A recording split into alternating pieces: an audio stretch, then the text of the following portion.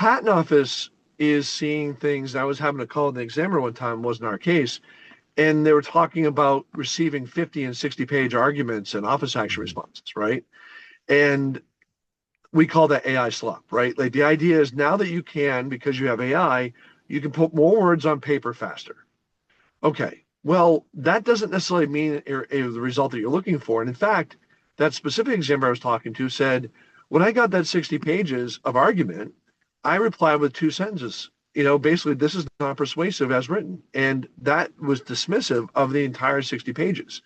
So if we think that just putting more words on paper or putting more words in a digital environment using AI is going to actually improve patent quality, reduce the life cycle, reduce the life cycle to patent grant, increase the patent quality, increase commercialization of patents, it's not. It's actually a powerful tool, but still needs to be refined and used in a way where you're still being very salient in what actually you're focused on, what your points of novelty are, what actually is not novel and not obvious. It goes back to the fundamental principles. We can't lose sight of that, because if you think about what pro ses are doing right now, and it's happening in all of our practices.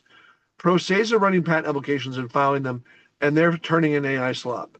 And if we as a patent practitioner class are going to be relevant relative to that class, they're going to see over time that those applications are don't have the lack of focus. It's kind of like an omnibus application with no real clear direction.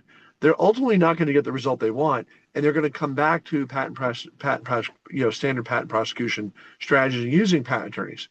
But if we let the AI tools ourselves and not commanded to actually be very specific and precise on what we're trying to accomplish, we're going to get the AI slop. And again, the patent office is just tuning that out.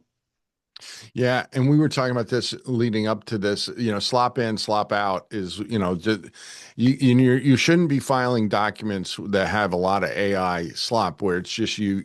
And by that, what we're talking about is just unnecessarily voluminous, I guess is probably the best way to put it, right?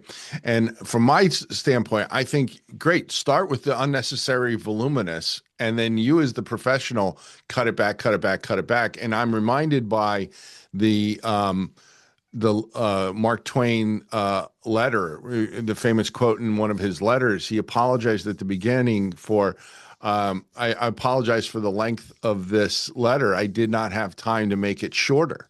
Because the editing down process refines everything, it clarifies, it highlights, it streamlines, and that's what is persuasive.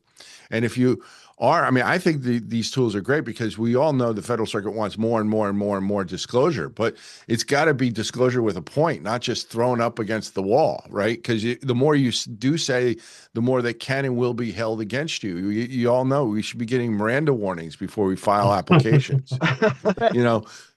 I would like to. So what you need to do is, I think, use these tools, get as much good information as you can from them in a collaborative way, as George was saying.